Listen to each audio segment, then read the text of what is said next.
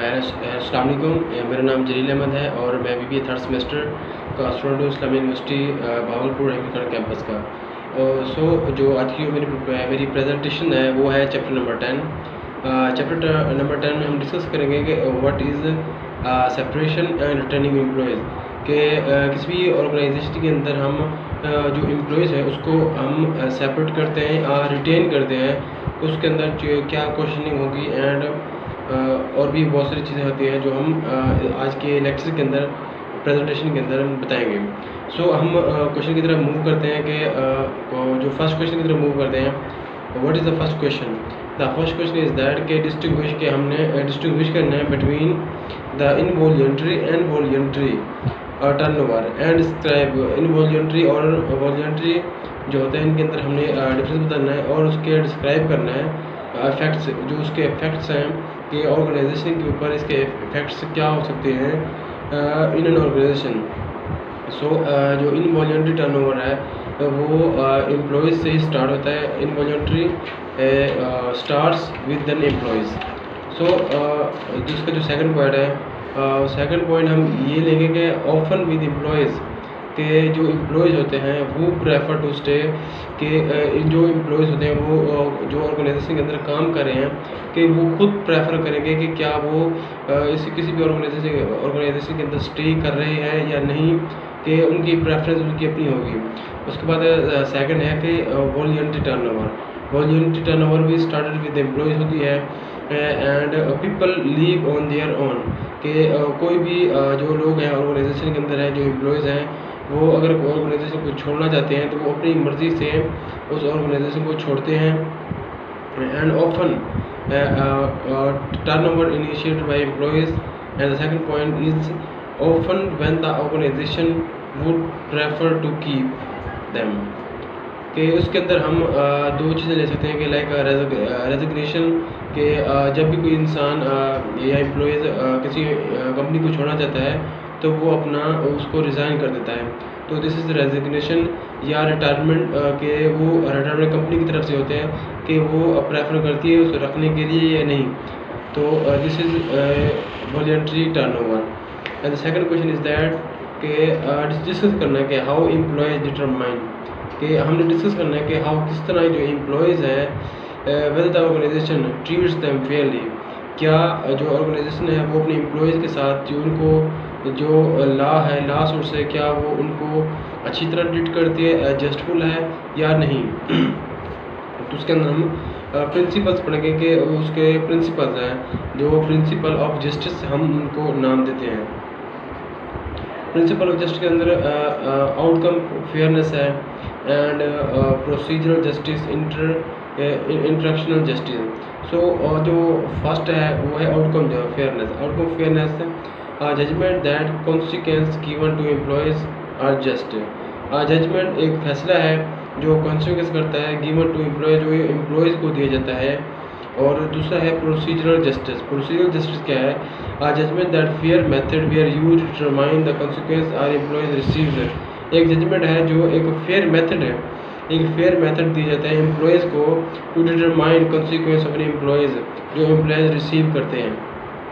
Third one is the introductional justice. Introductional justice क्या है? इंट्रोडक्शनल justice के अंदर ये है कि जजमेंट एक ऐसा फैसला जिसमें ऑर्गेनाइजेशन कैरिड आउट करती है it's actions in a way that took the employees feeling into account, कि वो इंट्रोडक्शनल जस्टिस के अंदर जो ऑर्गेनाइजेशन है उसकी जो एम्प्लॉयज़ हैं उसकी फीलिंग्स, उसके जज्बात का ख्याल रखते हुए कोई भी फैसला सुनाती है।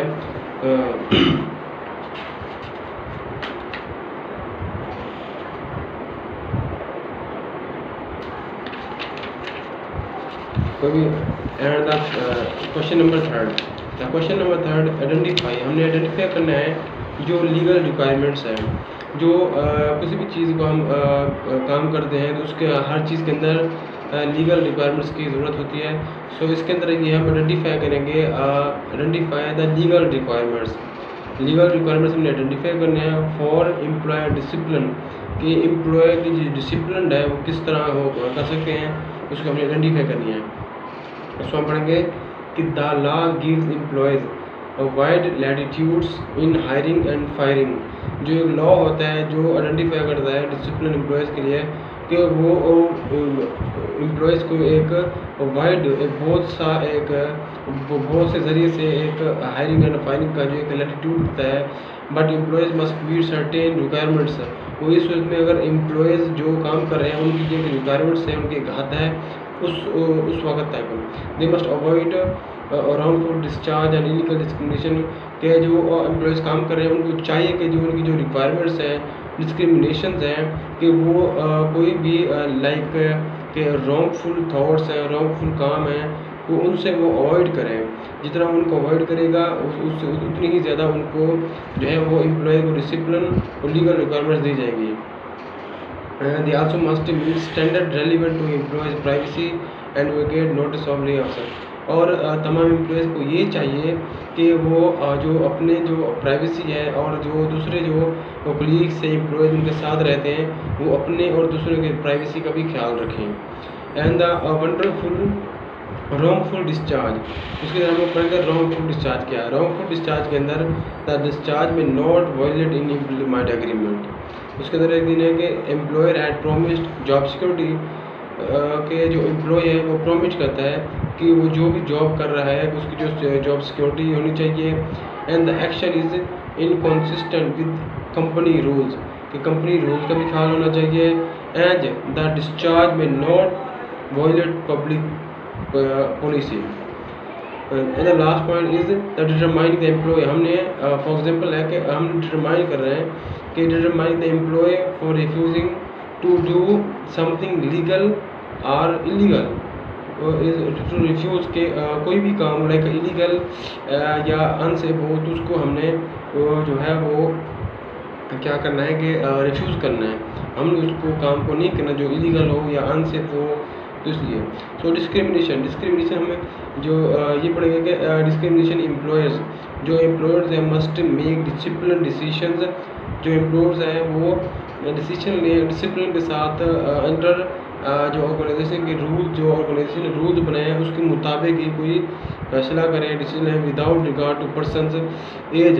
कि कोई भी अगर वो फैसला कर रहे हैं, जो डिसिप्लिन पैदा कर रहे हैं, वो किसी भी इंसान की जो लाइक सेक्स एज कि किसी भी इंसान की जीन्स के ऊपर या उसकी उम्र के ऊपर या किसी जेंडर के ऊपर या मज़हब के ऊपर बेस नहीं होना चाहिए, या अदर प्रोटेक्टेड स्टेटस या कोई ज़ाती दुश्मनी या इस तरह की चीज़ें नहीं होनी चाहिए, कि हर किसी को इक्वली लेकर चलना चाहिए।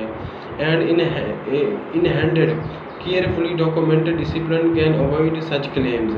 Employees privacy, so employees privacy क्या है। एम्प्लॉयज़ प्राइवेसी जो एम्प्लॉयज़ हैं उनके अंदर employees need to ensure that, employees ensure करने के द इंफॉर्मेशन दे गैदर्ड, जो एम्प्लॉयज़ इंफॉर्मेशन इस्तेमाल कर रहे हैं, जो एम्प्लॉयज़ इंफॉर्मेशन हासिल कर रहे हैं, उनको चाहिए कि वो यूज़ करें फॉर डिसिप्लिन जो रेलिवेंट हो उस इंफॉर्मेशन के मुताबिक।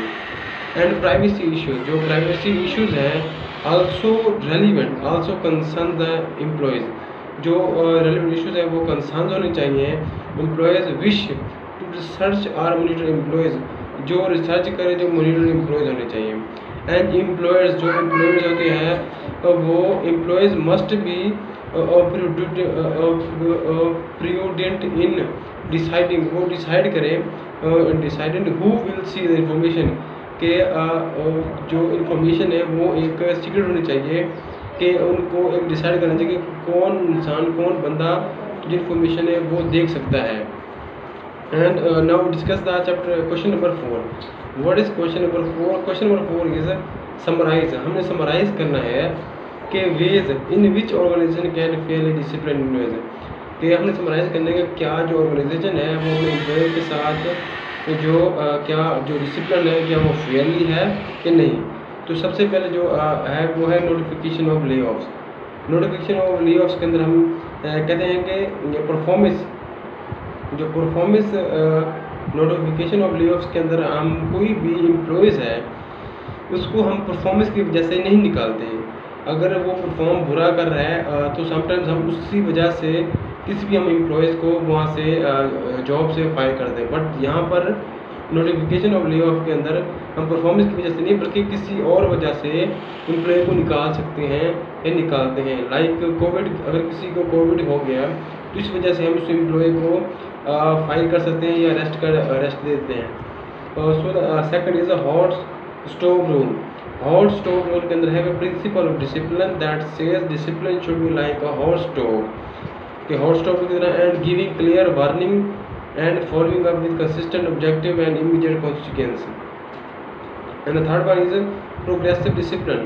Progressive discipline के अंदर हम ये बयान करते हैं कि आप फॉर्मल डिसिप्लिन प्रोसेस, एक ऐसा फॉर्मल प्रोसेस डिसिप्लिन है in which consequences becomes more serious if the employee receives an offense. कि इसके अंदर जो मैनेजर है उसको ये चाहिए कि वो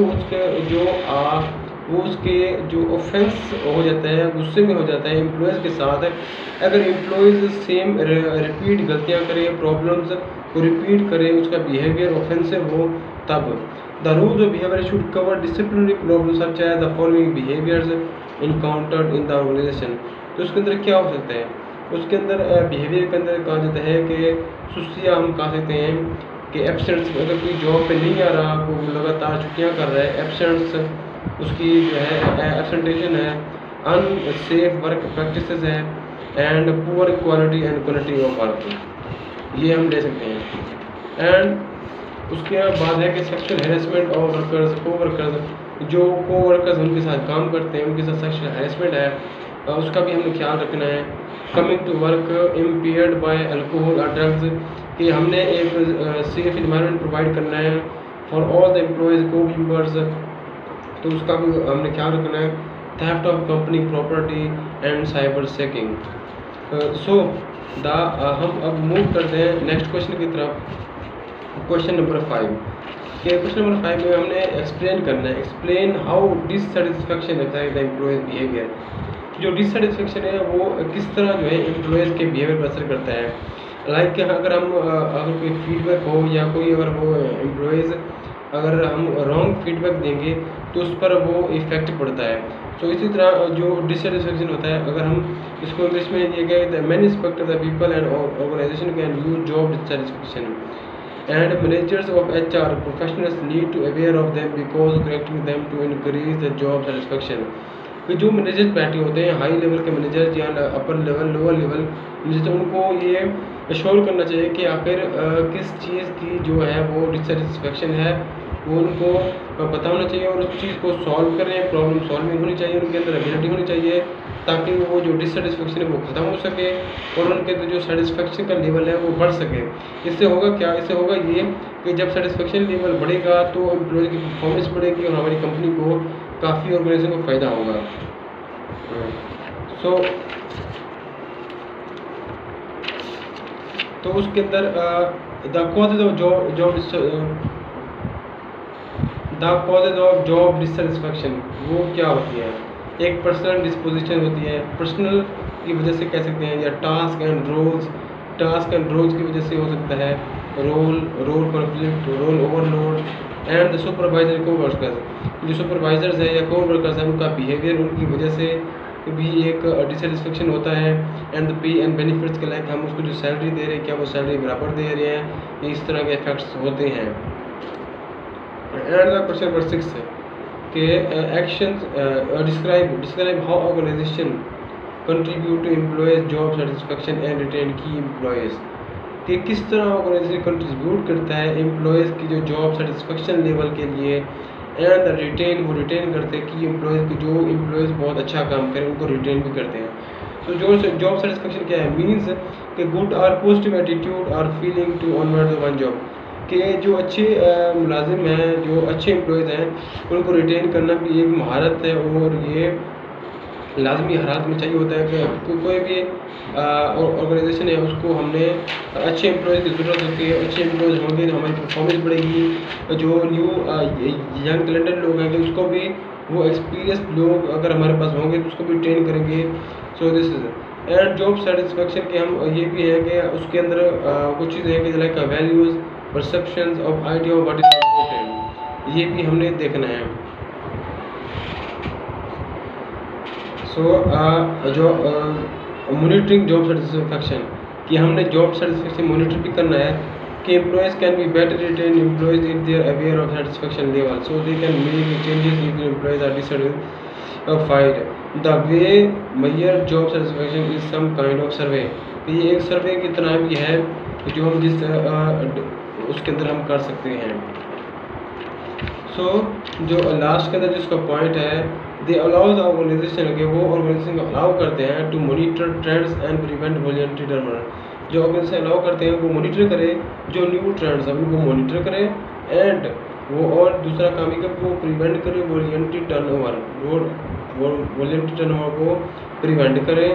एंड एग्जिट इंटरव्यू, और लास्ट के अंदर एग्जिट इंटरव्यू वो कनेक्ट करना है जिसके एक meeting of department employees with the employee supervisors and human resource to discuss, कि वो डिस्कस करें कि हाउ के क्या रीज़न के एम्प्लॉयज़ रीजन, क्योंकि वो एम्प्लॉयज़ किसी भी जॉब को वो छोड़कर जा रहे हैं उसकी रीज़न आइडेंटिफाई करना है।